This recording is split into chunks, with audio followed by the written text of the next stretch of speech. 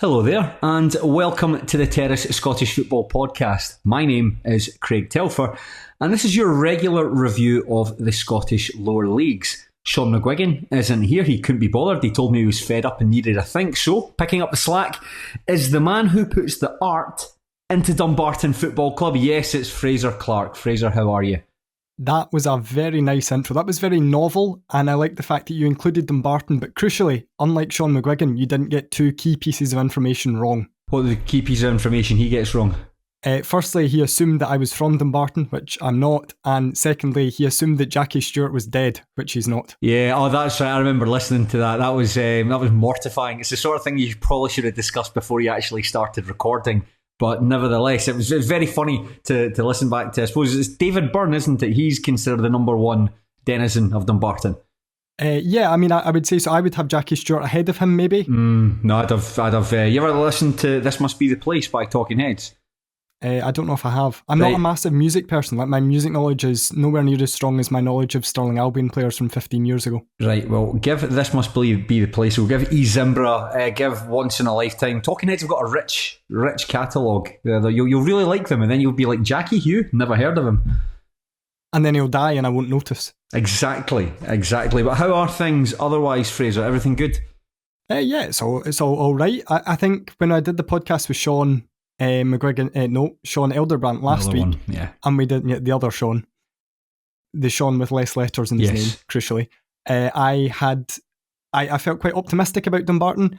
That felt like it might change a wee bit at the weekend, because it went from, we're creating lots of chances and not scoring, but it'll click to, we're creating lots of chances and still not scoring. Maybe it's not going to click. So that's put a slight dampener on my weekend. Well, that's good. You know what's put a dampener on my weekend, Fraser? Earlier today, I've been diagnosed with a slipped disc. So I am in an astonishing amount of pain at the moment. If you see me wincing at any point, to the people who are watching on YouTube, do know that it is nothing to do with Fraser's hilarious commentary, and it's more to do with the fact that my spine feels like it's absolutely disintegrating at the moment. But nevertheless, that's very much a me problem. That's not something the listeners need to know. But if anyone has suffered a slip disc and knows how to deal with it, please let me know. I was at a chiropractor earlier, and I actually had to lie down at one point because I thought I was going to faint. So, not great. My mum had a slip disc in her back a few years ago. I can ask her for advice if you'd like. If you could, Mrs. Clarke, please let us know how you got on and what you can do to reduce the pain. But we'll park that. We'll park that for a time. I'll catch up with your mum later on.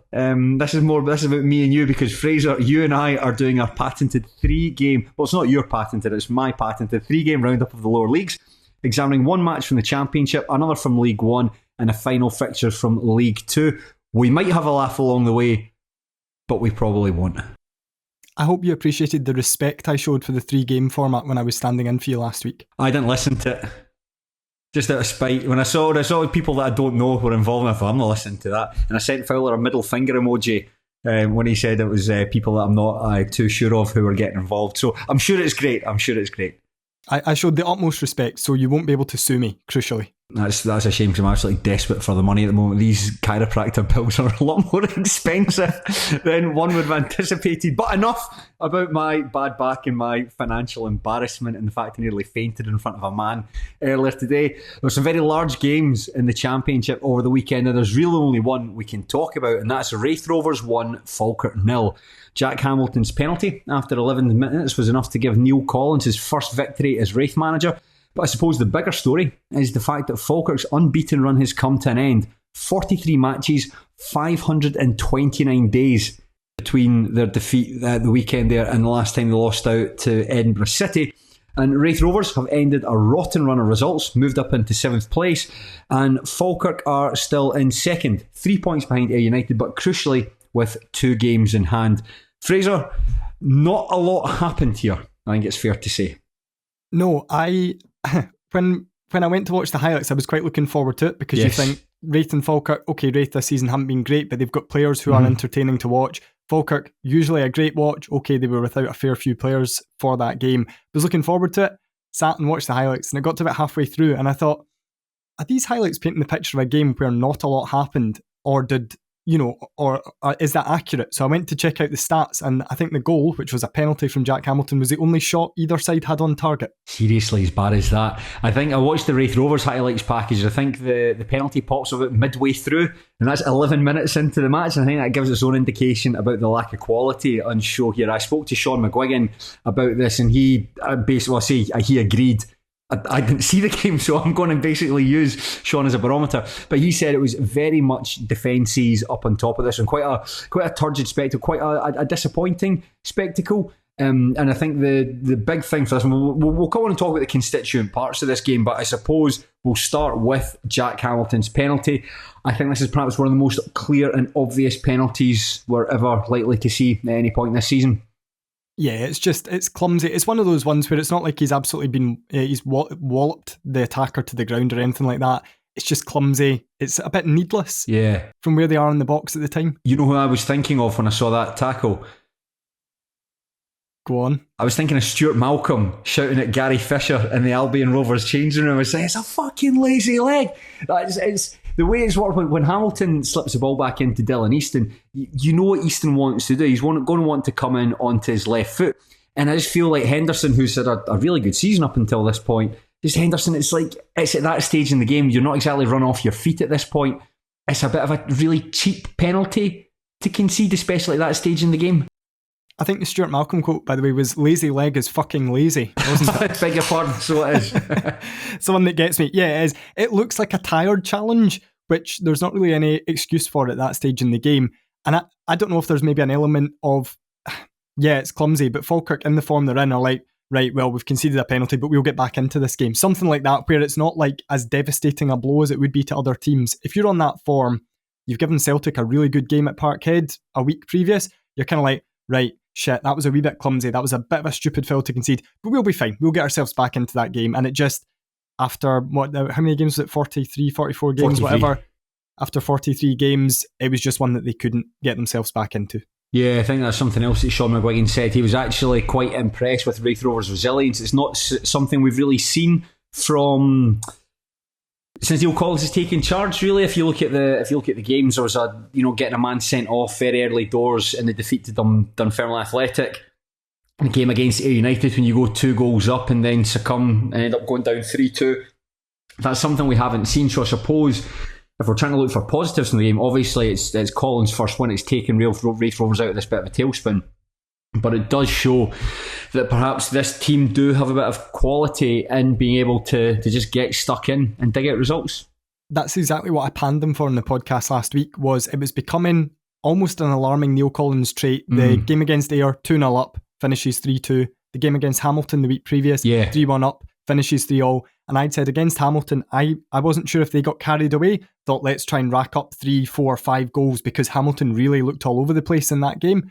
And what they should have done was, we're 3-1 up, we need a win, just see the game out at 3-1. Whereas in this, it looked like they managed it a lot more professionally, doing the kind of uglier side of the game. And just, yeah, every Raith fan would have loved it if they'd blown them away 3-0. But if you're beating Falkirk 3-0 and you're putting everything on the line for that, then there's always the risk that they turn the game around in the blink of an eye as well. So I think they managed this game very sensibly. They should have turned this game around, Falkirk, because they had a great chance to score midway through the second half, courtesy of a Dylan Tate header.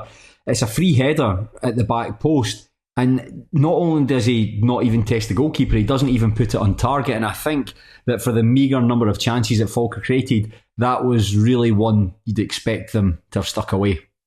Yeah, it felt like one that had to go in. And you look at the players that Falkirk were without, and every team in the Championship, every team in the lower leagues can only lose so many first name in the team sheet players before they become very average, or before the drop-off is so huge. So you look at the guys, they didn't start Calvin Miller, they didn't start Callum Morrison. Aidan Nesbitt came on as a sub, looked good when he came on as a sub, but again, only a sub. And the big one, Ross McKeever, like the huge one. If you'd said to any Falkirk fan, who is the one player that we cannot go without, who is the one player you don't want to see out for an extended period, it's Ross McKeever, because he might not steal the headlines, he might not be as explosive to watch as Callum Morrison, or as clever as Aidan Nesbitt, or even as exciting as Calvin Miller, but he makes those players what they are, and he was such a key part last season. And as soon as I saw he was injured, I feared a bit feared is the wrong word, but I know what you mean. Yeah, you think this is going to be a bit more difficult in his absence. John McGlynn, speaking after the match, said he suffered a grade 2 hamstring tear and he's likely to be out for 8 weeks. I think it is, which is that's a long time. It's going to take us all the way up to the beginning of December. And just to back up the point that you've made, it's something that myself and Sean McGuigan I've mentioned a number of times when we've recorded and spoken about Falkirk, that McKeever is probably the most important player in that team. Not necessarily the best, but the way he just knits that attack together and brings guys like Alfie Agyeman and Calvin Miller and Ethan Ross and so on into play, that's vital, and they don't have anyone that can really do that. Michael McKenna was given the opportunity to lead the line, and I think this match here and then the match where they were beaten by Stennismuir in the SPFL Trust Trophy Cup where Ryan Shanley led the line. I think that's perhaps a bit of a disappointment that for Falkirk supporters was that they weren't able to bring in another striker during when the transfer window was closing, because the drop off between Ross McKeever and then Mikey McKenna and Ryan Shanley is pretty stark. I suppose it would be for a lot of clubs, like for instance if Partick Thistle were to go without Brian Graham, the drop off to the next player down, it's like Rico Dyack. I've got my Ricos mixed up. Tell you what, if you've got Rico Katongo up front, you've got a problem. There's 2 Ricos in Scottish football, and I got them mixed up there. But you know what I mean? It's like there are not many clubs, perhaps out with Celtic, let's say, can only really handle a drop off of that nature, and that's something that John McGlynn is going to have to try and figure out how to get someone to knit that attack together with the tools he's got at his disposal. Yeah, and when you look at the guys who are playing in that 3 behind McKeever, so it doesn't matter, you mentioned Ethan Ross there, Alfie Agyeman, Callum Morrison, Aidan Nesbitt, Calvin Miller, like brilliant players, all in their own right. Arguably, some of them, if not most of them, are maybe better players than McKeever as individuals, but without him, none of them look as good. And then it's like, right, so you've lost McKeever, so you've lost him as an important player, but you've also lost maybe 10% from Calvin Miller, 10% from Aidan Nesbitt or whatever, which just bumps everyone down a wee notch. And like you, I was surprised they didn't bring somebody in. When I saw Scott Honeyman going out on loan to Alloa, I thought they must be freeing up space in their squad to bring in another attacking player. And judging by all the comments that they were posted on the Falkirk Twitter, I think they were all expecting that as well. And it just didn't happen. And like you say, the drop-off, like I quite like Shanley, and McKenna's been a brilliant player, like a phenomenal part-time player. I was really surprised to see him get a move into full-time football with Falkirk now. Like I had him maybe pegged on for reuniting with Dick Campbell at East Fife, something like that. Yeah. And I would like to see him be a success there, because he'd been such a good advert for the part-time footballer, especially in that season when Arbroath challenged for promotion. I don't see that working. Shanley, again, I think is a very good part-time player. I'm not sure he's ever fully convinced at full-time level, and he's maybe someone, again, who, if he had gone to Alloa, if he had gone to Stenhousemuir, or someone like that, would have been a really good addition. Is he good enough to be leading the line for Falkirk every week in McKeever's absence? No, I don't think he is. And I think as well, McKenna needs to be used in such a very specific way to get the best out of him. You think when he was at his apex, it was playing for that Arbroath side alongside Joel Newbley. And there's Newbley, in fact, in the second half of the season, he's playing alongside Jack Hamilton.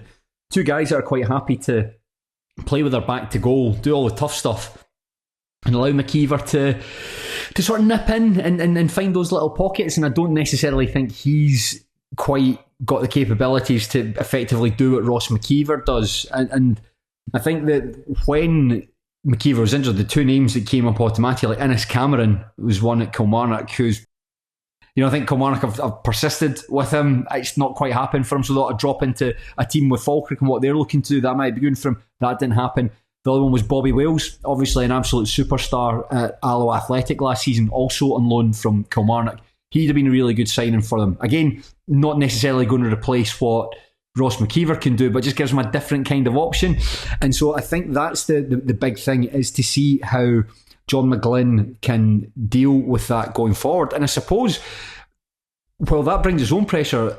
Some of the pressures has been relieved by the fact that they have lost that unbeaten streak. Because I imagine for Falkirk players, it's great to keep a run going like that. That's an absolutely incredible achievement. But that brings its own pressure, and it must be like every single week, like a sense of relief that you haven't been beaten. And now that has been beaten, now the streak's over, it's just a case of, well, then you just take each game as it comes, rather than it being built into this much bigger narrative about this incredible run of form. Yeah, I think there's something in that. This is a fairly pathetic comparison, but when Dumbarton won 7 straight games to start the 2021-22 season, the players spoke about having, like, they were just being cagey as anything, seeing out games at 1-0 because they wanted to keep that run going. So then you saw the team go from being quite free-flowing at the start of it to being really, really tense. Like, they'd get a goal, and then you'll remember that Dumbarton team, they would sit in and they would waste every second they could to get over the line with the 1-0. Now, Falkirk weren't doing that, but there is that element where it brings almost an additional degree of pressure. Right, we've got to win the game. That's pressure. Plus, we've got to keep the unbeaten run going. There's an extra wee lump of pressure on top of it. It's never good to lose a game. It's obviously not going to be, nobody was like, oh, we're delighted to lose the unbeaten run because it takes the pressure off a wee bit. But yeah, there is an element where this now goes from, oh, can we go unbeaten in the championship? As I'm sure there would be some Falkirk fans somewhere saying there's no reason why we can't and all that kind of stuff, to, right, first season back up. I still think they have a great chance of winning the league. They've certainly got a good chance of being promoted. I would expect them to finish top 4 at the very least. Let's enjoy this season, like for what it is, as a newly promoted team who are going to have a great chance of promotion. I think so. But unlike that Dumbarton team, I didn't see Nicky Hogarth taking 18 minutes every single goal kick. Honestly, Brett Long really was the great goalkeeper, right? You shouldn't get wound up. It's very your daft thing to get wound up by, but that really, the referee not clamping down on it, infuriated me. They've got some hard games coming up though, Falkirk, because up next they've got Ayr United at home, obviously a top of the table clash, and in its own way a bit of a 6-pointer even at this early stage of the season. Then after that they take on Livingston, and then after that they take on Partick Thistle. So there's the 3 other best teams. Raith Rovers are a very good side, just haven't had a good start to the season. But Falkirk's run of form, that is a difficult run of games that they have coming up. Yeah, and it'll be interesting to see how they bounce back from a defeat, because it is such a long time since they've experienced it that it's going to have some sort of impact. Now, whether that is going to be to almost re-energise them and re-motivate them, or whether it is like a dent to the confidence, because, I don't know, I've never seen my team go that length of time unbeaten in league games, so I have no idea about the psychological impact it could have. You just wonder if there's always that tiny risk after a defeat when it's been such a long time that the manager maybe changes something a wee bit too much. Like, this is one defeat in 40 odd games. Ultimately, McGlynn doesn't need to change much at all for this weekend, you wouldn't think, to get a different result. But does it play on his mind and he thinks, right, the reason we lost that is we've not got Ross, so let's change X, Y and Z, and suddenly they maybe lose a wee bit about what has made them so good. And it's a brilliant opportunity this weekend. But it's also like, right, okay, of all the teams you don't want to lose to, or all the teams you probably don't want to be facing, Ayr United would be right up there. Yes, Ayr United, of course, won at the weekend. They beat Greenock Morton 1-0. And I suppose, though, if you want to compare them to, like we talk about our own team's unbeaten streak, for Stennismuir last season, when they went on that 12-game winning run, they lost it to Peterhead, but then they immediately followed up by beating Dumbarton. So it's how you bounce back from those defeats. And I think that I'm going to assume that the Falkirk players will just... It's like a lot of things where you've had a bad result, the first thing you want to do. If Falkirk could have played... I imagine if Falkirk could have played Ayr United on the Sunday, they would have wanted to, just so they can get back in there and win again and just have that feeling again. Unfortunately, they've got to wait a week for it. But that's going to be a really interesting game, and I'm going to assume on next week's podcast we'll probably discuss that. Feels like it's just become a bit of a Falkirk-centric podcast at the moment, the Terrace, but we talk about where the stories are. That's the teams that we cover, where the stories are, and definitely the biggest story in the Championship so far this season has been Falkirk. But what about Raith Rovers? Neil Collins watched his post-match interview, said he was delighted to get the win, obviously, but more delighted to be able to play players in their correct positions, perhaps a luxury that he hasn't had up until this point. And if we're talking about McKeever, then I think we have to talk about Jack Hamilton in that regard. Like, he makes such a big difference to them in terms of defending from the front, probably first and foremost, just being somebody who can hold the ball up, who can occupy defenders, who can win a throw-in on the halfway line and just ease that pressure off. I didn't realise that he's 24 because it feels like he's been about for a long time. 24, wow. But it feels like he was quite young for quite a long time. Like, he was out on loan from Livingston and maybe didn't have that settled home. So this feels like a big season for Jack Hamilton. This feels like not make or break per se, but where's his career going to go? Is he going to be a jobbing championship striker with injury problems, or is he going to be a guy who actually, kicks on and looks like he can get himself back into playing in the Premiership? So I'm really interested to see what he can do if he can get himself a run of games and get fit. The other thing he seems to do is bring the best out of Dylan Easton. So we spoke about McKeever's role. Hamilton and Easton, just two completely different types of players, but they look on a similar wavelength. I don't know if you saw this afternoon that Raith Rovers put on their Twitter like a 4-minute, like a Dylan Easton cam, just following about. I saw it being posted. I didn't actually get to see it in action. Was it good? It's really enjoyable. Just 4 minutes of somebody doing things with a football that I do in like my dreams. Like he's just such a nice footballer to watch. And Easton must be frustrating to have in your team, right? And we had him at Dumbarton when he was very, very young, and you could see there was kind of flashes of this guy's a seriously talented footballer. Mm-hmm. Why have I not noticed him for 45 minutes? And I think he maybe still has that about him where he's such a good player, but there's a reason that he's playing in the Championship and he's never played in the Premiership maybe. But when you watch him up close and you watch him in that, and anyone who's listening will know, because if you're listening to this podcast, chances are you like watching Dylan Easton play football, then you can sit and watch 4 minutes of him just taking cute wee touches and just, like shimmying his hips, sending a defender the wrong way, looking up and playing like just a really crisp pass. Mm-hmm. Really enjoyable to watch. And also it's worth pointing out as well that it looked, certainly from the highlights, that Raith had Falkirk playing in the way that Raith wanted them to. So fire some balls into the box to a striker that isn't Ross McKeever, and Hanlon and Ewan Murray, I think it was, just basically mopped everything up there. Yeah, that was a crisp performance. The match for Easton, I think it's his best run of form probably since about January, if I'm right. And if I'm going to put my Sean McGuigan hat on, it's not putting my Sean McGuigan hat on, I'm wearing his face like Hannibal Lecter at the end of Silence of the Lambs. Hello, but it's actually me. It's quite off-putting to record the podcast while you have the face of Sean McGuigan on. Yes, I just peeling it off once I get to the end of this section. But I think Sean obviously watches him every week. He said that he's not done much at all, and I think that Ian Murray was probably right to bench him towards the end of last season just because he wasn't getting the most from them and wasn't contributing to the team. But there are a few players on their day who are as lovely to watch as Dylan Easton, so it's good to see him back in business, and hopefully Raith Rovers can kick on, because they're definitely, I think the signings that they made, Finlay Pollock coming in, it's not quite what they needed. I think they need another striker, although you've been very ebullient in your praise of Jack Hamilton. I think another striker wouldn't have gone amiss. Finlay Pollock will definitely bring something that they were missing. He's fast. And I think that Fantaki, that's how it's pronounced, Fantaki Dabo?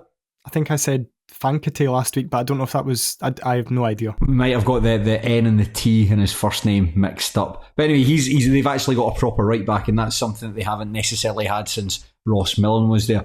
One of the other things I liked about this game as well, the cheer at the full-time whistle seemed louder than normal, and I'm going to assume that was one. Obviously there's a number of factors, but not just the fact that they got the first one under Collins, the fact it was the first one in a long time, the fact that they knocked Falkirk off their perch a wee bit. Yeah, I mean, that for whoever beat Falkirk, they were going to enjoy it because they were breaking that run, but for it to be Raith, probably only Dunfermline would have enjoyed it maybe fractionally more. And of all the clubs for Falkirk to lose their unbeaten run to, the two clubs they probably didn't want to lose it to, Raith and Dunfermline, and particularly when Raith have been pretty rubbish, and Falkirk maybe would have been like, right, let's go and compound their misery and sing about them going down or something like that. Did you see the cartoon that they posted on their social media? I didn't quite get it. I thought it was quite fun. I didn't quite get it, but I did think it was funny, like the John McGlynn behind the barn pictures of Zinedine Zidane. I don't know what the reference was to that, but I thought that'll be a very niche reference that I'm sure the Rovers fans will get. Is there a Raith player who's better than Zidane, a la the John McGinn song? Is it John McGinn song? Yeah, it's a John McGinn song. Yeah. I wonder if they maybe sing that about a player or something like that. That's the only thing I could think of. But I liked it, and it seemed to rile up a lot of people. So ultimately, that's what you're looking for from your club's social media. Speaking as a fan of a club who prompted a Falkirk fan to write to Nicholas Sturgeon after he was upset by a tweet, so upset that he showed his mother, and apparently she was very upset as well. Did you watch John McGlynn's post-match interview? I'd seen comments, I think it was reading Pat and Bovril, and people were saying, that's a very testy interview from John McGlynn. He gets like that after a loss. Remember that one when he was down at Stranraer and he asked the guy if he could count? I didn't think there was anything wrong with it. He came across as fine to me. That's just John McGlynn. That's what he's like. He is one of the more challenging managers to do post-match. I don't find him particularly personable. I just think it's just his personality. Like, I would really like to know what John McGlynn was like in a social setting, like in his own house where he felt comfortable. I just think he's one of these managers who, you get your managers after the game who love to talk and who are clearly people persons, people, you know what I'm trying to say. I don't think McGlynn is. I think he's a very good manager. I think he's just not somebody that particularly enjoys being in front of camera and maybe speaking about things to fans. The bit that I did find funny is when he was talking about McKeever and he kind of looks into space and goes like, sometimes you don't realise how much you're going to miss someone until they're gone. And then he just kind of like stares for a few seconds. Just I wonder who he's thinking about. Let's hopefully the Rovers can do the business. They're up against Morton next, and as we mentioned, Falkirk versus Ayr United. So plenty of interesting stuff to be in the Championship, and you better believe that your friends at the Terrace will be there to cover it. But that's enough talking about the big boys football. Let's take a look at the jobbers football. And Fraser, I have never been so annoyed at watching a set of match highlights as I was watching these ones. I actually texted you earlier today and said, I watched one of these goals go in, and I actually said, for fuck's sake, watch them, because I think it's the worst goal that I've seen so far this season any team concede. And we are talking about Kelty Hearts 3, Annan Athletic 0. Scott Mercer, Lewis Moore and Scott Williamson apparently got the goals, and Tam Muir was sent off for the visitors late on. Kelty continued their strong start to the season, 4th place with 12 points. Annan are absolutely sinking. They've taken just 1 point from the last 6 games, and that was against a 10-man Dumbarton side with a boy in goals. The opening goal here, Fraser, this is what I was referring to, Scott Mercer's goal. A lot of the time when we're doing this podcast, I will use the term well worked to describe a goal. When there's a nice wee interplay of passes where someone's slipped in, where there's a ball played across the face of the goal and there's a nice tap in, something like that, something where the opposition team has to work to get the goal. This is the complete opposite of that. I think this is the least well worked goal I've seen in my 11 years associated with this podcast. This is Scott Mercer scoring unmarked from a corner kick. I hated this. I hated this goal so much. You know, when you watch something like Soccer Aid, which I actually don't really watch anymore, and they've got maybe a couple of professional players, like one can ping in a corner and one can meet it and header it properly into, say, a comedian and somebody who was on Strictly Come Dancing and God knows who else. That's what this looked like. And I actually went back, I watched it about 10 or 11 times, zoomed right in on YouTube and all that. It's Tommy Goss's man. Tommy Goss, if you're listening, I don't imagine you had a very pleasant half-time. Willie Gibson is also in the vicinity as well. And you think, right, there are many, many people to blame here. Goss for being completely disinterested in defending a corner kick. But I also look at Willie Gibson as, you're the manager, you're the most experienced player. How are you letting your team get done like that? And I know it falls on Goss to a degree, but you are right in the heart of that penalty box. Nobody should be getting a free header if the manager, the most experienced player, is right in the heart of the penalty box. It's actually quite a nice header from Scott Mercer, but it's so easy. It's very easy, and I think that Tommy Goss was thinking about, you never really miss someone till they're no longer there. Very similar to John McGlynn, except John McGlynn was doing it when nothing else was happening. Just he was talking to someone on camera. This is right smack bang in the middle of the game. And it's just like Mercer's a very capable part-time, like sort of low-end fullback, a very decent player. But how on earth that he is allowed to get a free header inside the box, I found it absolutely staggering. And the fact that Goss doesn't challenge him, Goss who's probably got a good 6-7 inches on him, that doesn't get near him. I found that goal very aggravating. It's one of the worst one of the worst goals that I've seen so far this season. And if that goal was bad, the second goal was bad as well, because it's a long ball over the top. Rhys Breen, who Annan have taken on loan from Dunfermline Athletic, he misreads the flight of the ball. Scott Williamson gets the better of him, tees up Lewis Moore, turns Ryan Muir far too easily, and it's quite a crisp finish into the bottom corner. But just Breen, I know that Breen's not played a lot and he's just getting up to speed. Gibson spoke about him in his post-match interview and said that I think Saturday was the first time he met his teammates, hasn't really had a chance to train with them. The fact that he just loses the flight of the ball and just allows Williamson in front of him, and then Ryan Muir, just far too easy just to be turned by Moore and for him to finish. Yeah, and it's how many times he turns as well. I think, so I noted down 5 touches and spins before he gets the shot away, assuming that my maths when I was watching that were correct. So he's taken 5 touches in the box, ultimately without a challenge or certainly been under any pressure of note, and then he's managed to pick out the net. Like, that's awful. And I looked at it, when I looked at the highlights actually, I wondered if they were trying to play 3 at the back or something, but I don't think they were. It's just they're really badly organised from the ball forward. And Breen, once he's up to speed, Breen will be a very, very good signing for them, I think. He's only here till January though, so even if they get him, say it takes him a month or so to get up to speed, they're maybe getting 2 months out of him, and then they're going to have to replace him because you would imagine he will go back to Dunfermline in January, you would imagine.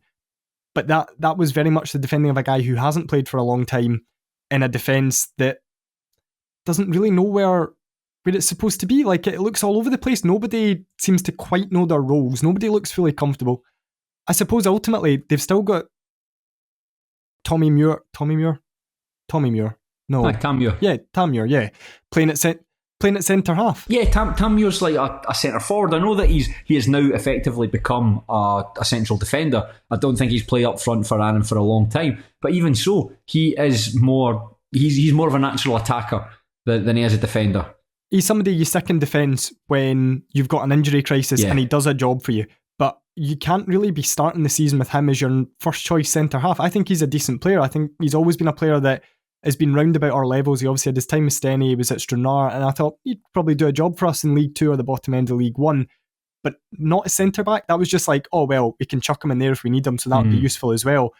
I'm amazed. I mean, I don't imagine he'll be playing the role that much, but I'm amazed that he has played as much football as he has as a first-choice centre-half. And I suppose that's kind of part of the issue going on there. I think so. I think that Breen coming in is obviously a good signing. We've spoken about Rhys Breen, particularly at League 1 level with that Dunfermline team that won the division. Like him, Kyle Benedictus, that they formed a really strong unit at the back, and they were very stingy. But I mean, obviously, like Dunfermline are a much better team than this Annan Athletic side.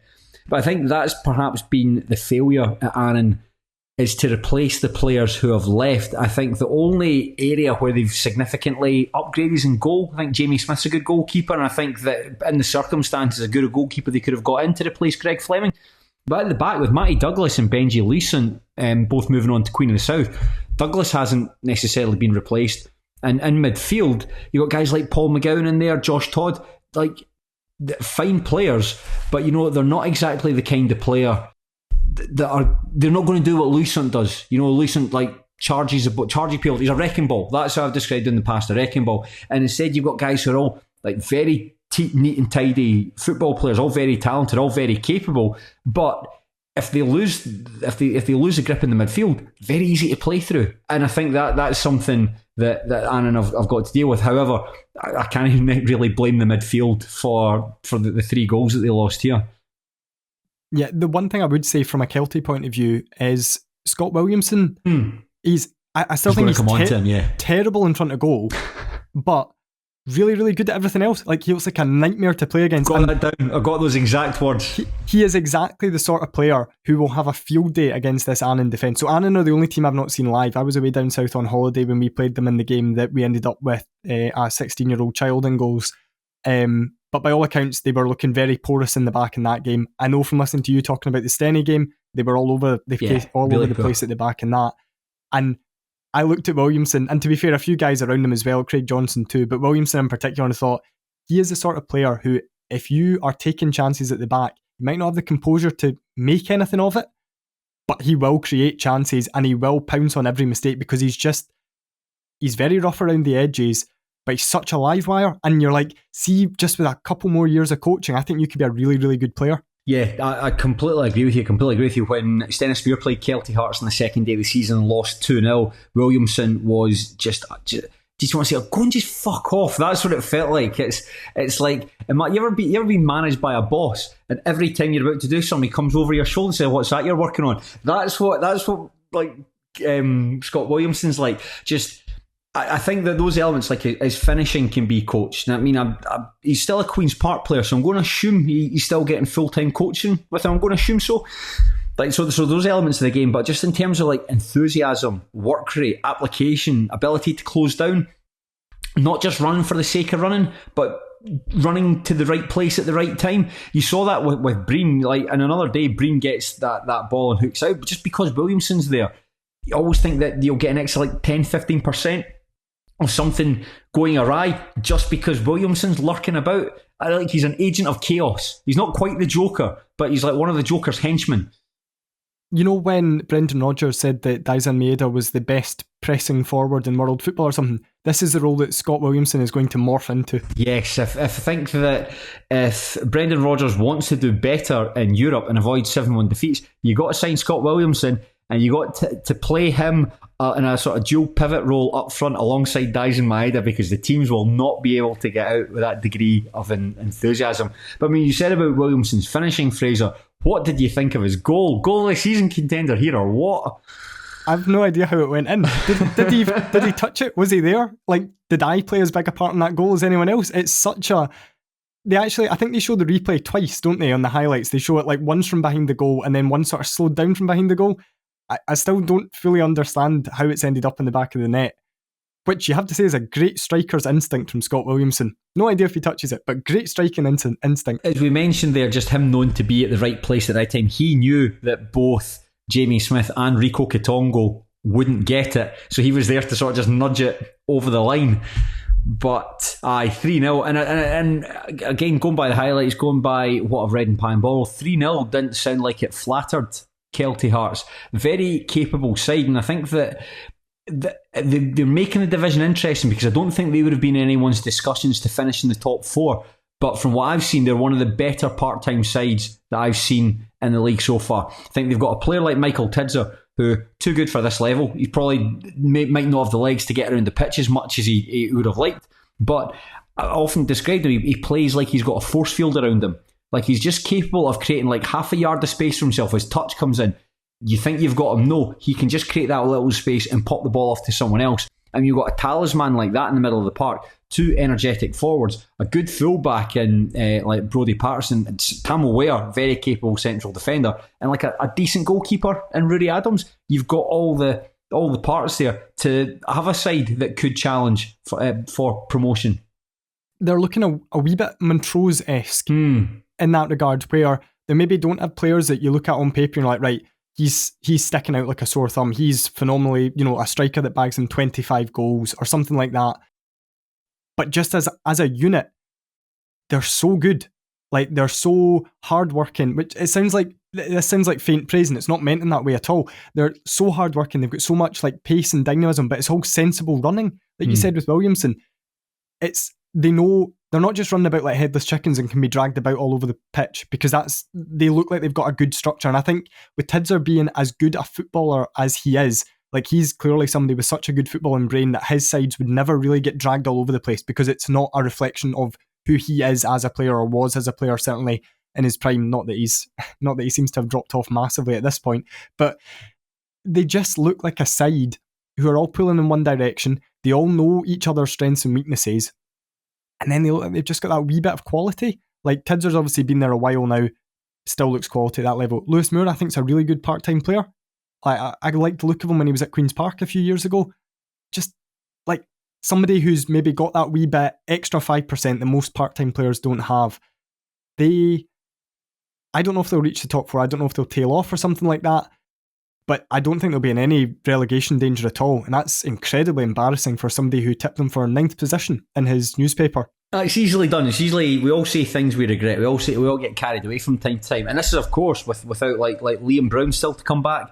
Adam Corbett's still to come back. These are guys who will go into that side and can make a difference to that starting 11. So, yeah, very impressed with Kelty. One thing we did mention, we spoke a lot about Tam Muir, but we didn't really mention his tackle at the end on Brodie Patterson. Patterson skips down the left, takes a bit of a heavy touch, and Tam Muir just comes in and completely wipes him out.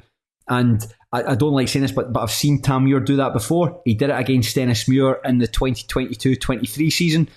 He went right through and Matty Yates, just a really unnecessarily aggressive tackle. But I believe the difference was, I'm not saying that I condone it, but I can understand you've had not played well, been beaten 3-0, you want to put a hard tackle in and you completely fuck it up. That's what happened. It was out of order, but I can understand that. The one against Yates a couple of years ago, that was like 20 minutes into the game, and he absolutely chopped him when the ball. It's similar. Yates took a heavy touch, and I think Muir thought the ball was there to be won, but absolutely went through him. So he does have that rash streak in him, and I do think that the Annan are probably going to be the team to finish bottom. I know they had a fantastic start to the campaign with two wins on the first 2 days, but really tailed off since then. And they're by far and away like the poorest side that I've seen. I've seen the only team I haven't seen are Dumbarton come on and talk about that game at the weekend when our sides both meet each other. But I've seen every team in the division so far. Annan are the poorest. Have you seen the run that Annan have got coming up as well? So Kelty have got Queen of the South. They have got next. It's Montrose at home next. So they've got Montrose, Inverness away, Queen of the South at home, Alloa away, and then Steny on November the 9th. And you look at that run and you're like, right, well, Montrose at home, I don't see them picking up anything there. Inverness away, they'll get a draw, because that's what everyone does who goes there. Queen of the South at home, I know Queens haven't been good on the road, but you would imagine that Queens will have too much for them. And then Alloa away, you think Alloa will have too much for them. Then that takes into the Steny game, and that becomes potentially a huge game because a newly promoted side becomes one of the ones that they'll be looking at. Yeah. And I think, to get back to the red card, you're maybe seeing a striker playing at centre half who thinks he can win a ball that he can't, or the reason he's maybe not played more of his career at centre half is because he doesn't have the discipline. He is obviously hacked off at the Annan player. I don't think you can see in the highlights a shirt number, but there's an Annan player who loses possession so cheaply beforehand. That then puts Patterson on the attack, and it's almost like he takes out Brodie Patterson, but he'd rather take out his own teammate. Like, he really wants to just launch one on him, because even post-match, Willie Gibson says, I think it's along the lines of, I understand why he's done it, because we lose the ball too cheaply high up the pitch, or something like that. And you're like, right, I understand that. However, you probably can't be saying things like, I understand why we've just went and lost an ultimately important player to a really pointless, cheap, stupid red card in a game that's already gone because he got frustrated. Like, we all get frustrated, I get it. But I just thought that maybe let him off the hook a wee bit. And I don't know, Willie Gibson maybe went into the dressing room and had a word with him and said, look, the game's gone. You're one of my more senior players. Don't be doing things like that. But I just thought that he kind of dug him out a wee bit. And that, again, I understand the frustration. And I understand when you watch it back, they do lose the ball far too cheaply. But you can't. It's just daft. It's just daft. I suppose as well to say in Annan, a lot of people would have written them off at this stage of last season, and just look how that finished for them when they managed to somehow finish in 8th place. So let's hope that, let's hope it, as long as it's not at the expense of Stennismuir and to a lesser extent Dumbarton. I really don't care what an Athletic do with their season. Best luck to them. Queen of the South versus Kelty up next. You'd probably fancy, as much as we've bigged up Kelty Hearts, you'd still fancy Queens to get the win there. The only thing I would say is that Queens really fell out the game in the first half when Dumbarton pressed them high. And I'm looking at Scott Williamson and thinking, you might have a wee bit of luck there, because Suns pressed them high and wasted every chance that they got. And you think, if Scott Williamson's going to get a few chances, maybe he's in decent form this season. If he can tuck one away, then maybe they can get something. I think that'll be a good game, though. I think they're certainly two of the better sides to watch in this division. Queen of the South are the first team that I had seen in League One this season when it's like, wow, there is a big step up in quality there. Teams we played are good. I think that Kelty have been good, Montrose have been good, albeit that Stennismuir made it easy for both sides. But Queen of the South, the side was like, wow, they actually look like a full-time team mucking about in a part-time division. The boy Brennan Dickinson, they've got playing for them. You could tell why he has played lower league football in England for so long, and that's because he's built like the gable end of a house. He is absolutely enormous, and just imagine that's what you have to be to thrive down at that level, just an athlete. And certainly Dickinson does that. And when you see, you talk about, for instance, I was talking to him about this, we talk about like Michael Anderson, for instance, say like how good a player he is. But when you kind of see him getting skipped by Dickinson again, hold your horses a wee bit there, Craig. The only thing that might hold Queen of the South back, based on his season so far and his performance on Saturday, Leighton McIntosh. Yes, I was going to say that, Stennismuir drew them 0-0.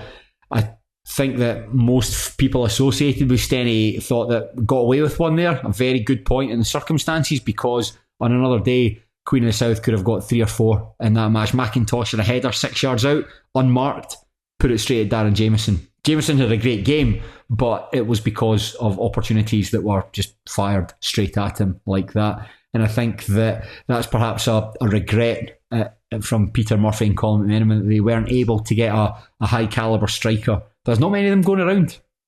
No, and he just looked, from 1 to 10, they looked pretty good all over the park.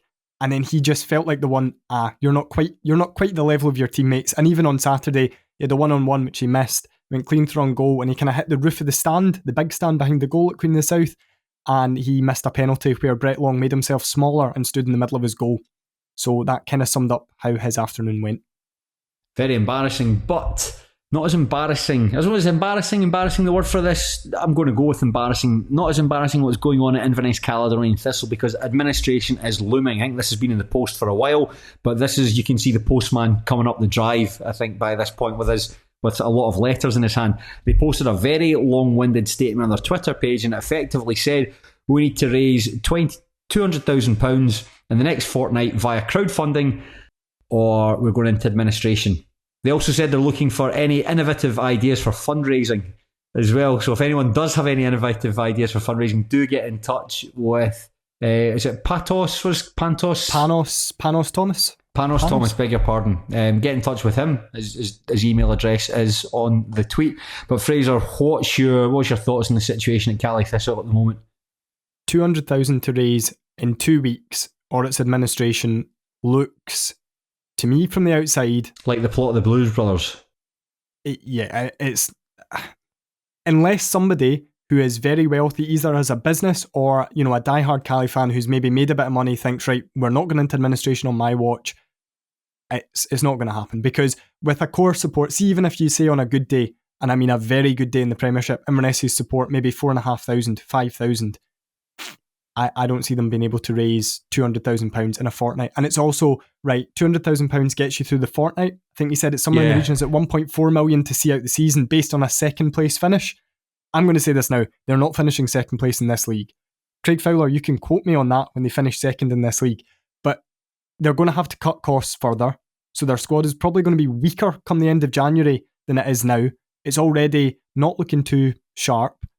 They then are budgeting for a second place finish in a league where, with inverted commas stronger squad, they're wherever they are now, 6th, 7th in it. I don't see that being possible. And I think anybody with the money would look at it and think, is this a wise investment, or would I be better? You know what? The pain of administration and whatever comes of it, if it's relegation this season, if it's relegation to the Highland League the season after that, I don't think it would come to that. But if it came to basically flush everything clear and start again, that might be what they need. And if you're a businessman, if you're somebody who's got £200,000 to invest, you're probably looking at it and going, if I hang fire a wee bit, I can probably get more for my money. So they're really, really relying on somebody with a strong emotional attachment who's just prepared to fling money at saving their club.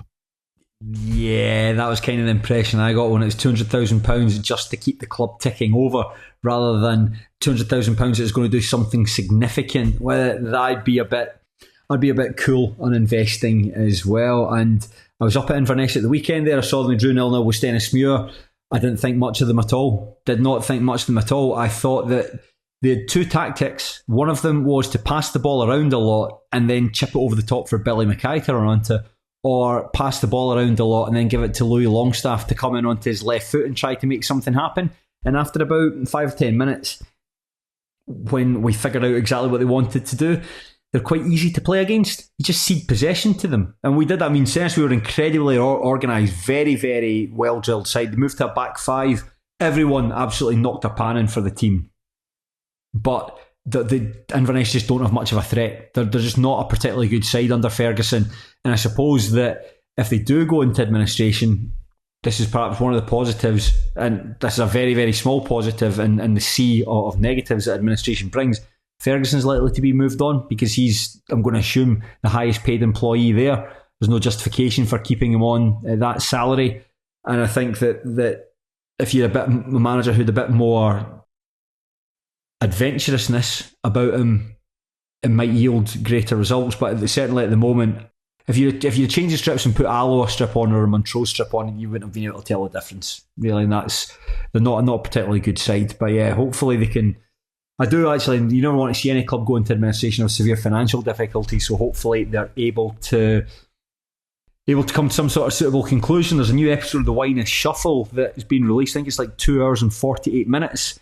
So, as somebody who records long podcasts, that is right up my alley. So I look forward to to listen to that as I do nothing and recover from having a sore back. So check that out. You listened to it in the past? I think I listened to one round about the chaos of Scott Gardner in preparation. Yeah, and it's very good. And they seem to be covering it in a way that nobody else is, where, yeah, there's the fan podcast element, but it's also very professional. Like, looking at it as a journalist point of view, like, this is the sort of stuff I want, where it's going into detail. It's covering, right, there's the emotions, but also there's the stark reality of it, like just how bleak things are financially and just some of the ridiculous stuff that's going on and has gone on, particularly with regard to Scott Gardner behind the scenes. Like, just, I don't think there's, you know what, you could be the biggest Ross County fan going, or you could despise Inverness, Caledonian Thistle. You'd probably still despise Scott Gardner more. Just comes across as a really, really awful guy who does not have an ounce of love or understanding of what it means to be a football fan.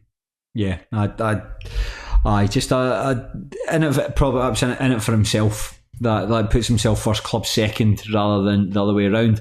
But you know, we've spoken a lot, Fraser, about Dumbarton. We've spoken a lot about Stennisweer. The two sides are going to meet each other on Saturday at the Rock. It's the team that have yet to win a game so far this season, taking on a side who have yet to score a goal away from home all season. What are you expecting from this match?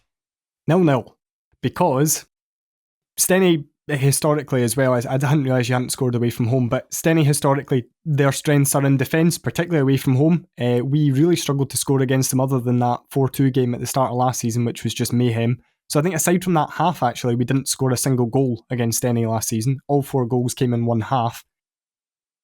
Dumbarton have been atrocious at the back, and Stevie Farrell spoke about needing to be more horrible and just needing to grind out results and basically shitfest your way to a result. I suspect we'll be an awful lot less open than we have been in the game so far. So I think only Ayr United and Celtic have had more shots this season than Dumbarton. Right, okay. Which is incredible when you look at where those two teams are in their league and where we are in the league.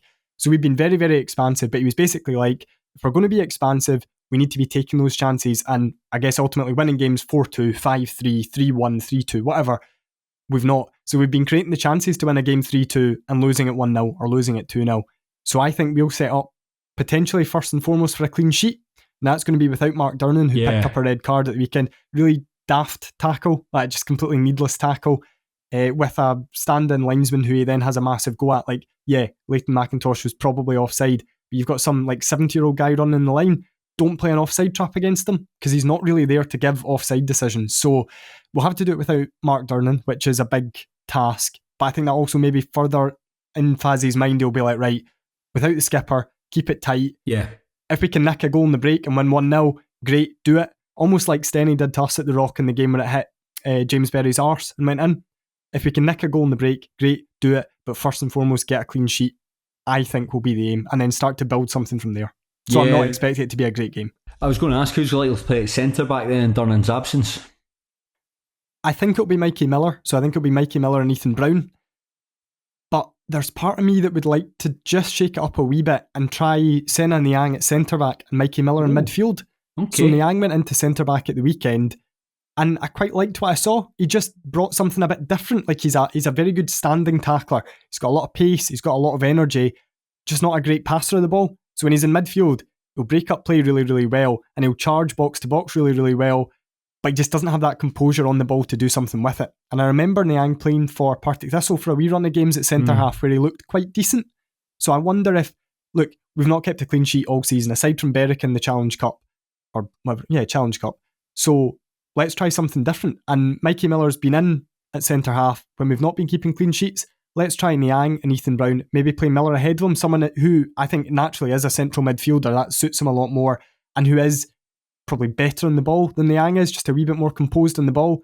Let's see what it'll do. But I suspect it'll be Mikey Miller and Ethan Brown, and then there's maybe a debate over left back as to whether it'll be Cammy Clarke, it'll be Greg Young, who's barely played, or if it'll be Matty Shields getting moved back. And then there's possibly a debate at right back over whether you bring in Aaron Linus, who's a bit more defensively solid, and play Carlo Pinatiello ahead of him. So then you've effectively got two right backs, albeit in Pinatiello, a guy who can play anywhere and who is probably our most composed attacking threat. So I think it's interesting to see what he'll do, but I suspect that we will look to be a lot more rigid and a lot more robust defensively.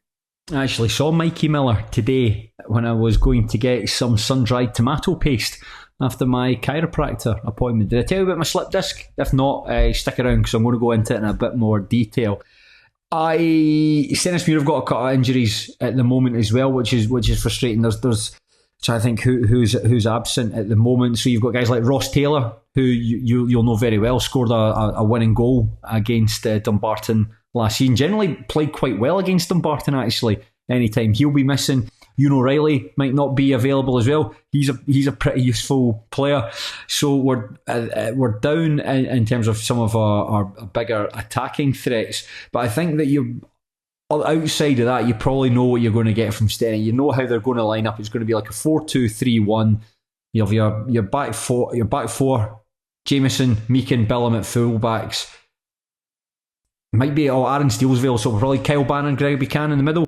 Mikey Anderson, Nat Wedderburn, Blair Alston in the middle, maybe Scott Tomlinson, Matty Yates out wide, and Matty Aitken up front. I think that's exactly what we're going to do. The boy Tomlinson that we signed on loan from Ayr United, he is very, very, very, very fast. But he does remind me a little of Luis Mendoza from D2 the Mighty Ducks. Have you seen it? I have not, I'm afraid. Oh, fuck's sake, where's Joel Sked when you need him? Luis Mendoza is this superstar Olympian skater who is absolutely rapid, but he just can't stop. So, do you remember when Usain Bolt tried to be a footballer and he played up front with Ross McCormack? Maybe it's a bit like that. That's right. I remember actually reading about that. Ross McCormack said he was a terrible football player, but there was in the bits where you could play a ball into the channel for him and he'd be absolutely lightning onto it. It's a funny skill because he was the fastest man on the planet, but see, like over like the speed to just kick the ball past someone, he apparently wasn't very good at that. But see, when it came to like chasing balls, like once he built up that head of steam, it was great, but then just like ultimately not a very good football player.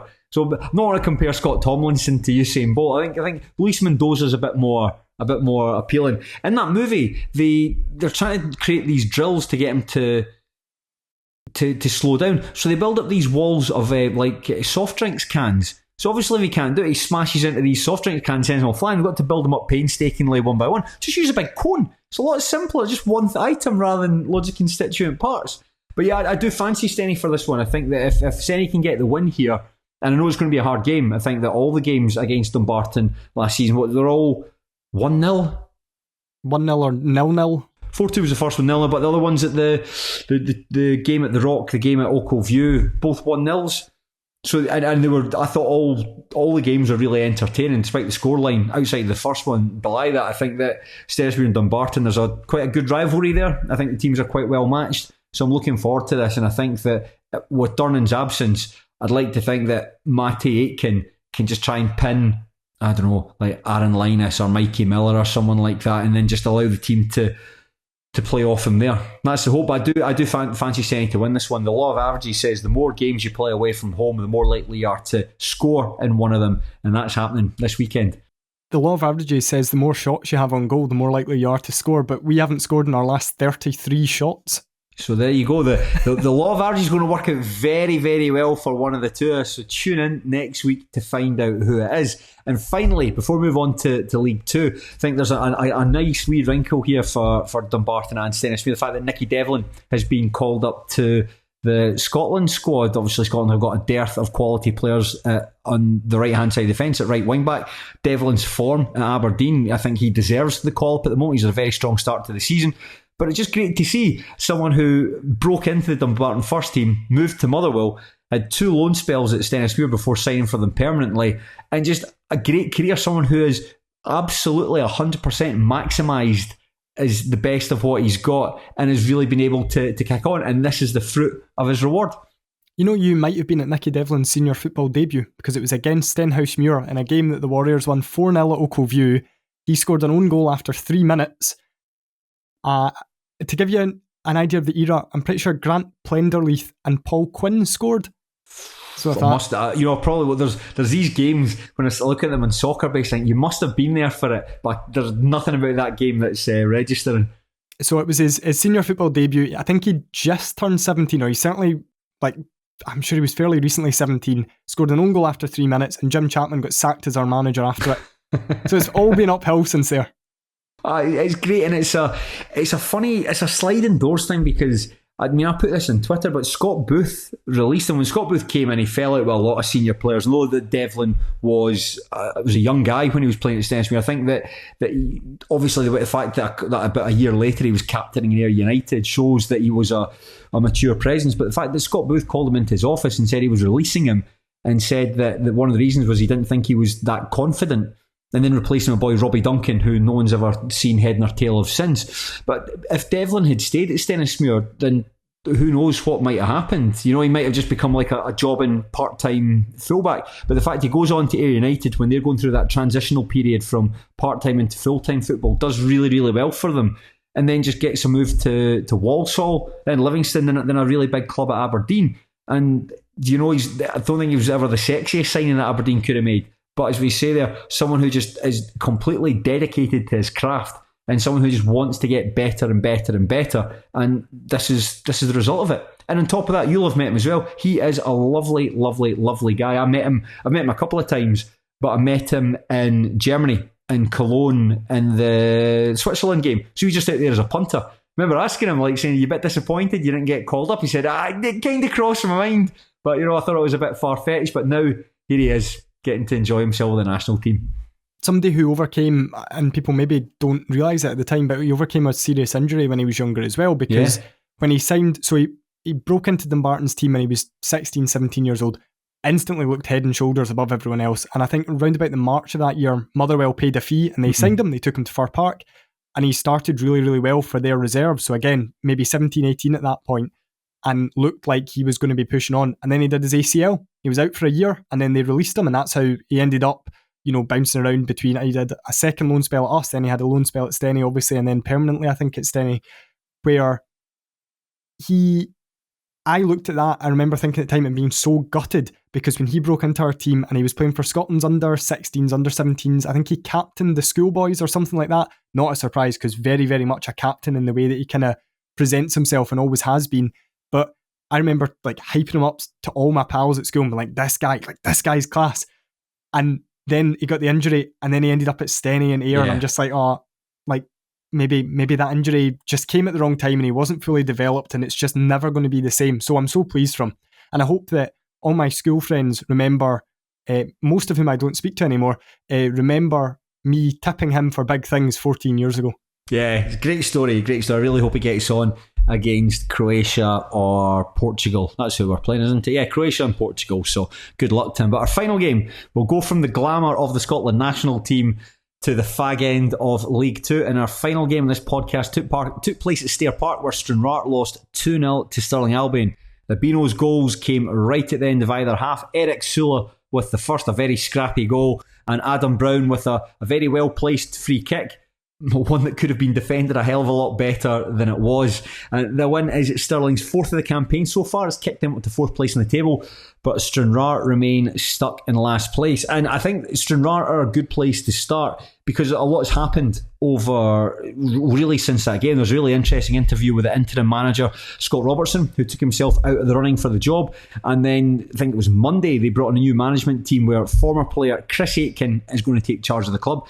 And he's assisted by his brother and former Blues manager Stevie. And Stevie Aitken's time at the club, I think that's maybe not for me to say, but on the outside looking in, perhaps their best time to support the club outside of the Neil Watt days of the last 25 years. They were a really, really good League One side with some these big name players, but I think of guys like Frank McEwen, like Andy Stirling, Jamie Longworth, Craig Malcolm, Martin Gray, and all guys who are just really, really good lower league players. So we'll break Stranraer down into constituent parts, and we'll start by talking about their performance first of all. And I think it's perhaps summed up that when that first goal hits the back of the net, you just hear Brian Martin go, "Oh Jesus."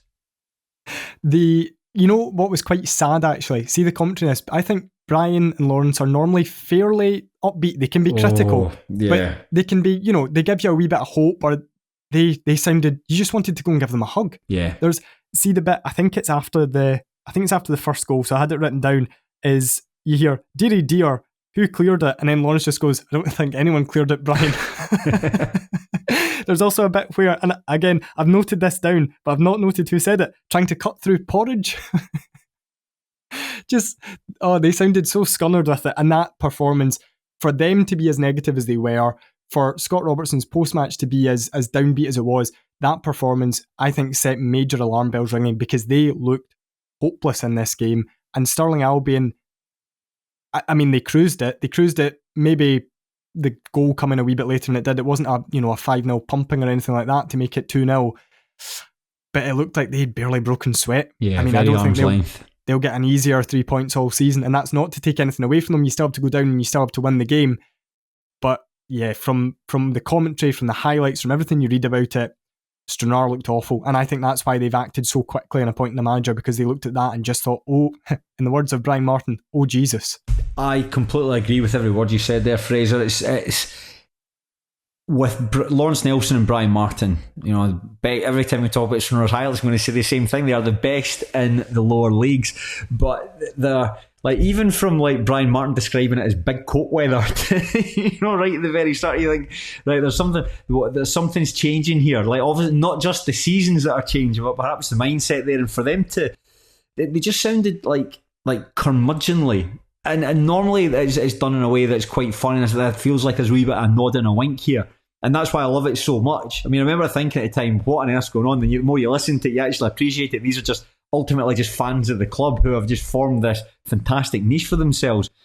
But they didn't sound like they were enjoying themselves at all there. And judging by the highlights, again, very good highlights package, there wasn't a lot here at all. I think the closest they came to scoring was Sean McIntosh ran past about 3 players and tried to slip in Max Guthrie, and Guthrie just was a wee bit too late getting his shot away, and he ended up sclaffing it and it went out for a goal kick. That was the closest they looked as though they were coming to score. The goal that they lost, Sula's goal, it's a stramash inside the box, and I think that he was just perhaps a bit more aggressive in hacking the ball away and getting the space to create the shot.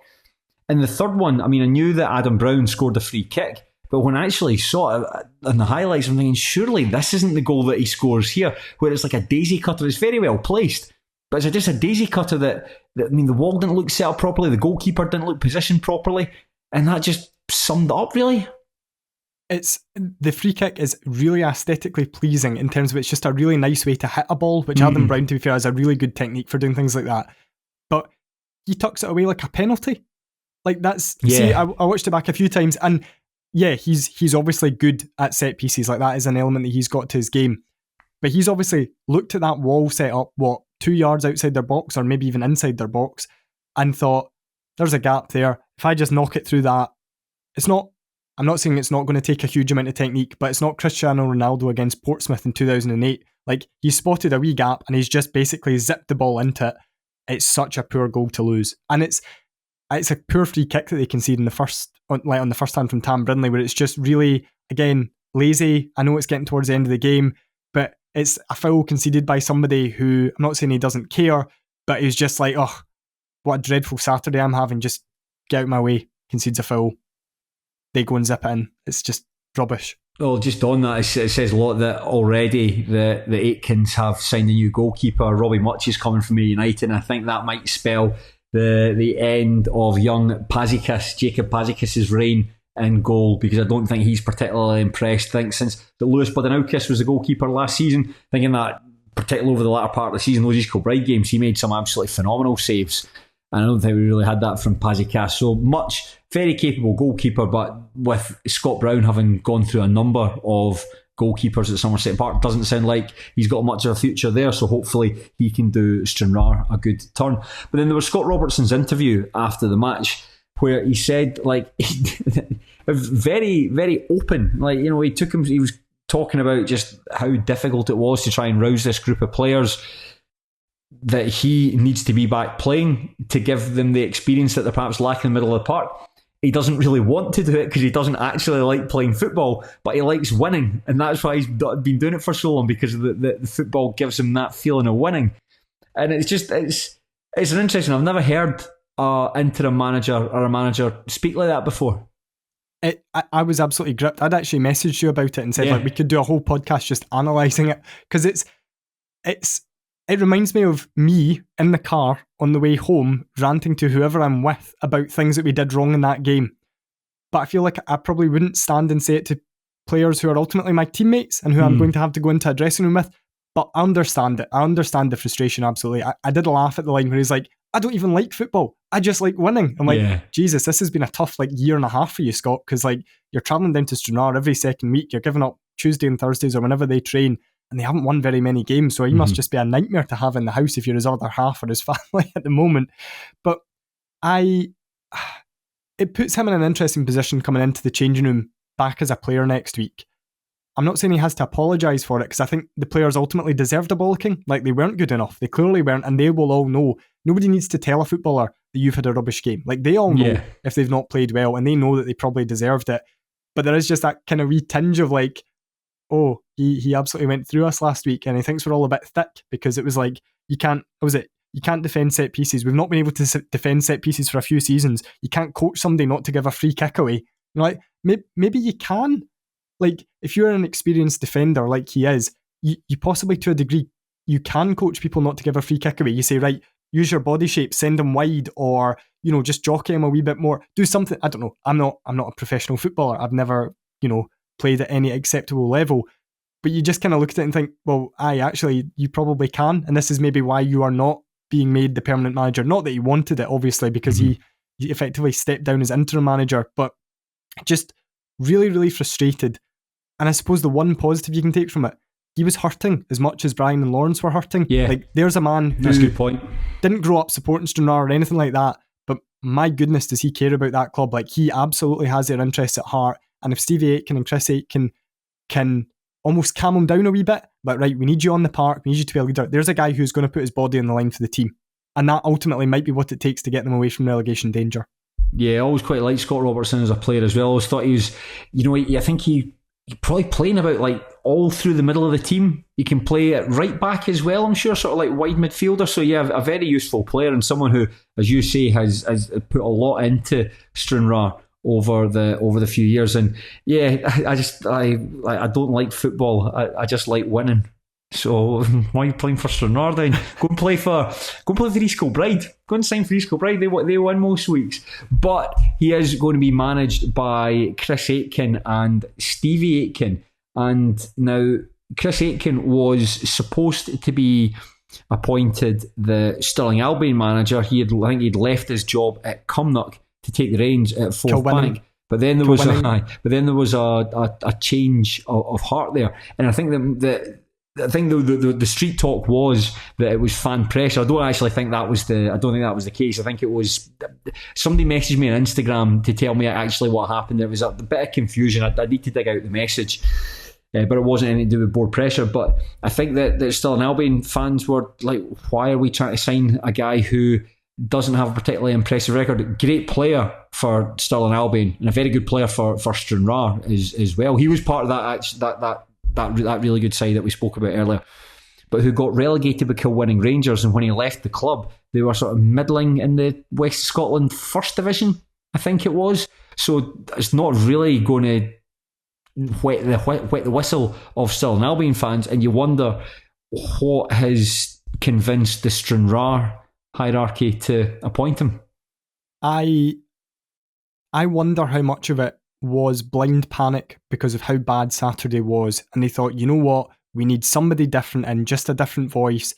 He knows the club inside out, he's very popular, we get him and Stevie, then between them there should be a decent management team there. Said that about Scott Agnew though, taking charge. There's someone who knows the club inside out, someone who is really popular, someone who's a really great player for them, and that didn't necessarily work out. I wonder how much of this appointment was to get Stevie Aitken back. So I think if they had appointed Stevie Aitken as the manager and Chris as his assistant, I would have been like, yeah, I can see what they're trying to do there. Now, I think it's a risk because Stevie Aitken's been out of management since he left East Kilbride round about the COVID season, I think. He had a really poor record in quite a short space of time at East Kilbride. But I was surprised that he ended up at East Kilbride when he left Dumbarton, because although he took Dumbarton down, he did have us playing very good football in the Championship for a spell. He did keep us in the Championship for 2 or 3 seasons. Can't remember. I think it was 3 seasons he managed us for, so 2 seasons he kept us up. And on top of that as well, if you're managing a part-time team in a full-time division, keeping them up is an impressive feat. There's always, I'm not going to say that you're always circling the drain, but it becomes very difficult to try and repeat the same thing over and over again when the deck's stacked against you in that regard. Yeah, and when Steve Aitken left Dumbarton, okay, we were at the bottom end of League One, but see if he'd then gone on to be a manager at East Fife or Clyde or Stenhousemuir even. Yeah. You wouldn't have batted an eyelid if you'd appointed Steve Aitken, say 6 months after he left Dumbarton. See, instead of Stephen Swift, if Steve Aitken came in at Steny, you'd be like, right, okay, I can see the thinking behind this one. So it's a bit strange that he's going there as assistant. I'd read that he maybe didn't want because of his full-time day job, he didn't want or couldn't commit to the pressures of day-to-day management, right? Understand that. I imagine that if he's working with his brother, then they will be able to work in a sensible way. So Steve Aitken, his recruitment at Dumbarton by and large was pretty good. His game management was pretty good. I don't think he took a lot of the training. I think that was Stevie Farrell and Ian Durant who did that. So if you're, okay, officially, Stevie is the assistant manager and Chris Aitken is the manager, but I wonder if their roles might be a wee bit less defined than that. And if Steve Aitken might be the one who is doing a bit more analysis, who is dealing with the tactics on a Saturday, and Chris is more of a first-team coach. I just wonder if that relationship might work better that way. And because they're brothers, because nobody's going to know each other better than they do, if that could work out. But I'm really, really interested to see, because on the face of it, let's take it bluntly, ignore the assistant, because 99% of times when a manager is appointed, you ignore who his assistant is. They've appointed a manager who got co-winning Rangers relegated and had them lower mid-table in the West of Scotland League. If he was not Chris Aitken, if he was somebody who had never played for Stranraer, didn't have that affiliation with the club, they wouldn't have appointed him. And are they making the same mistake that they've made with Agay? And potentially, to a degree, the same mistake they made with Jamie Hamill, where it's like, right, someone who's affiliated with the club. And I understand their geography makes it difficult maybe to get someone who isn't affiliated with the club in, but maybe this was the time for an outsider. Yeah, maybe. Because at the moment, if you cast your eyes at the bottom of League 2, they're by far and away the poorest side that are there. I mean, Edinburgh City, I think a lot of people expected them to finish bottom of the table, but Edinburgh are a lot better than anyone expected. I mean, Edinburgh have got a terrible propensity of conceding last minute goals and turning 1 point into 0 or turning 3 points into 1. But at least they were able to dig out that win. Dig out a point against Elgin City at the weekend. You could never imagine Stranraer doing that. Forfar Athletic, probably some of their supporters might be disappointed that they won at the weekend, because it means that Mr. Raymond McKinnon is in post for another wee while.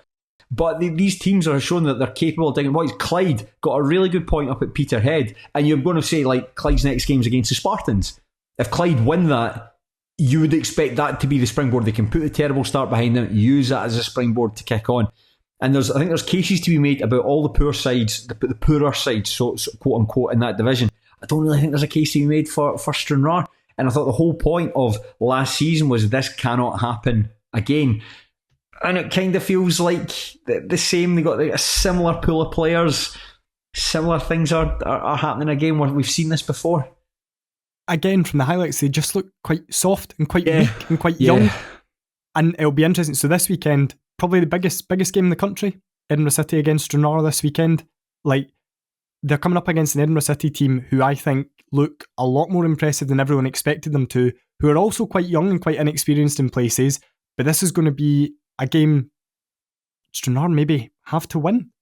If they're drawing this game, and I know that Edinburgh are probably going to be there or thereabouts for the rest of the season, kind of circling that drain with them, but you just feel like, right, if Edinburgh go and beat Stranraer, what's that going to do to Edinburgh's confidence? Because they almost look a win away from being a good team. They just need to get that win over the line, and they'll maybe start to believe, and they'll rack together a wee run of, 3 wins in 5 games, something like that. Stranraer, if they lose that game, they go, right, okay, where's our next point coming from here? We've been gubbed by Stirling Albion, who are a team. Alan Mabry's done a decent job of assembling a good spine of a team. And they're transition. I think Stirling Albion are very transitional at the moment. Yeah, they're very much a team in transition, and they're still quite a young team in a lot of areas. So they've got Gaston, they've got Josh Kerr, they've got Adam Brown, Dale Carrick. Aside from that, Ross Davidson as well. Aside from that, not a huge amount of experience, quite a lot of untested players. They look miles ahead of Stranraer on Saturday. If Edinburgh then go and look, if Edinburgh win 2-0 and look the better team, you do start to fear for them again. And that's a genuine fear when we talk about fearing for teams that we ultimately don't care about. I think we both care about Stranraer a wee bit. Yeah, I really want to see Stranraer do well. So it suddenly puts him in a very bleak situation. And then, to get back to the previous point, you've appointed a manager with a relegation from a lower league on his CV, and you've just been beaten by the pre-season favourites for the drop, who have been in crisis for the past 18 months or so. Where'd you go from there? Yeah.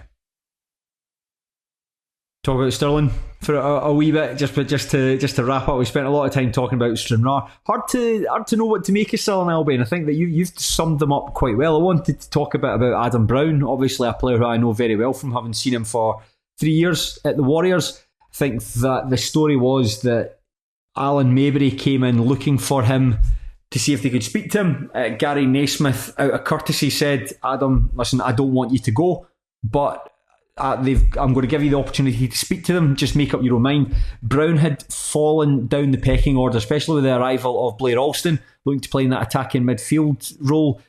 Brown had fallen down the pecking order, and so it was just because he's at the stage of his career. I think he's not far off 30. He just wants to be playing football every week, so a move to Stirling Albion made sense. So someone that I hold very dearly to my heart, given his association with the Warriors and what he achieved last season, particularly his goal against Peterhead, one of the best I've ever seen at Steny. But as a player who I always liked, it sounds daft, like the way he carries himself on the pitch, his chest is always puffed out. He always plays upright, head in the swivel, looking what to do. And he's a tremendous, you mentioned it there, his ability from set pieces. I think that must have been like Brown setting up goals mostly from corner kicks for Gregory Buchanan or for Big Eden Lynch or for Nicky Jameson. He must have had a good few, probably double-digit assists last season just from dead balls alone, and you can see that at Stirling Albion already. He's the one that's taking the corners, taking the free kicks, and that'll yield dividends. They've got some big boys in there that can convert them. The only criticism I'd have about him is that he can occasionally go missing from games. Sometimes he doesn't impose himself enough of them, and it's easy for him to drift out.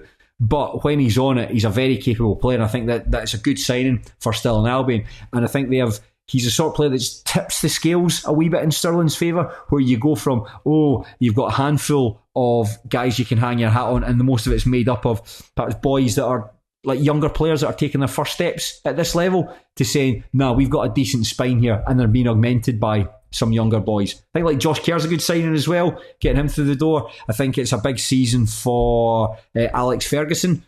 Had excelled during his loan spell at, is it Forfar he'd been at? It was really East good. Fife. East Fife, so it was East Fife. Really good at East Fife. Then he went on loan at, you'll need to remind me who he went on loan at last season. Queen of the South. It wasn't very good. Then he went on loan at, I thought he just did Queen of the South, and now he's gone to go on loan at someone else.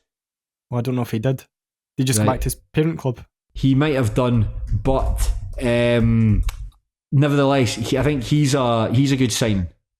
I saw as well that they had James Graham on trial, Twinkle Toes James Graham, who was with us last season. A player I've got a lot of time for. 2 reasons for that. Firstly, he won the penalty that ultimately relegated Stirling Albion last season. I was there for it. I was there to see it. Where he came on as a sub and basically very, very direct player, incredibly quick, and basically just drove in on goal, got brought down by Paul McLean, I think it was, in the box. We tucked away the penalty, and that was that.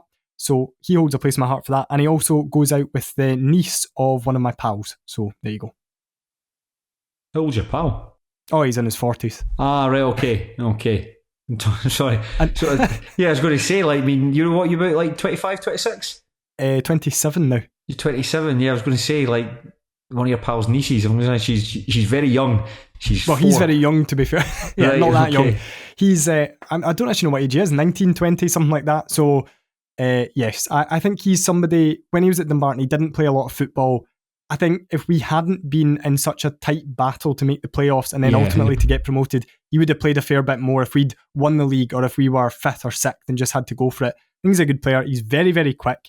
He certainly caused problems against Stirling Albion last year. He looks like a decent finisher. His 2 goals for us were both really neat finishes. I know he'd been down south. I think he was on trial at Swansea or something over the summer, just like their under 23s or whatever. They obviously like to get in Scottish guys, given Ryan Blair, Botti Biabi, and whoever it's Stephen Kingsley. Botti Biabi's having a hard time of it lately. I did notice that. But nothing worked out there. So it's like a season for him basically to, I guess, find his feet and actually make an impression. So I hope he does well if he goes there. If we had stayed down, I'd have been more than happy to see James Graham come to the club. Just with the step up to League One, it maybe wasn't a step he was capable of at that time. But I hope he does well. I think that Stirling, I'm going to stick by my pre-season prediction for them, and I think that is probably 6th or 7th. I think that there's some better sides in that division than them. I think that Peterhead, East Fife look really good at the moment, and so on. And I just think they're really not quite good enough, but that's not necessarily a bad thing. It's a young squad, and I do think that most supporters will just want to see a competitive team in the pitch after the disappointment from last season. But that's disappointing, but it's disappointing we have to finish up this podcast, Fraser. Yes, as I can hear my dinner going in the oven. Oh, fantastic. I saw you on your phone there, and I'm going to assume that you text, we're about to wrap up, we're moving on to League 2, get the dinner in the oven. That is exactly what I did.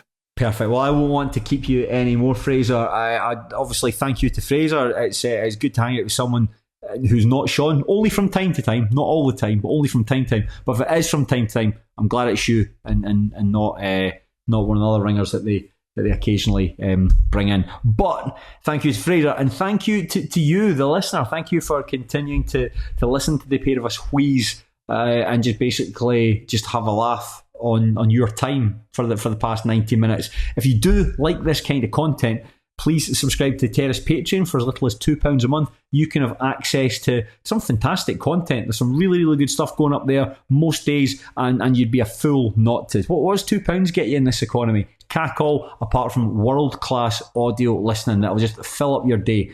Let's be honest, would you rather hang out with your kids? You'd rather call your mum? Nah, you'd rather listen to Craig Fowler talking to other lower league fans. That's certainly how I'd like to spend my time anyway.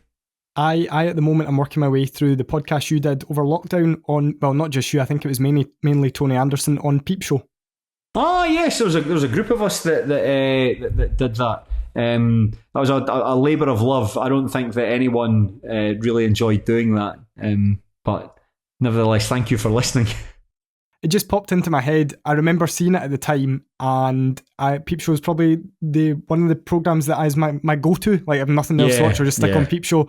And I thought I'd be quite interested to hear what the guys have to say. So it's not just football. If you want to listen to a podcast from 4 years ago where they discuss a niche comedy, then that option is available. You know, Fraser and I'll probably meet you at the weekend at some point. I'll probably bump into you. But if you are going to a game, enjoy your football. But unlike Jeremy Osborne, who shagged Sophie's mum by sucking her finger first, sucking mummy's finger, and sucked the Blair resignation jam off her fingers, please just enjoy your football, but do so respectfully. That's all we can ask. Take care. Good night. Goodbye.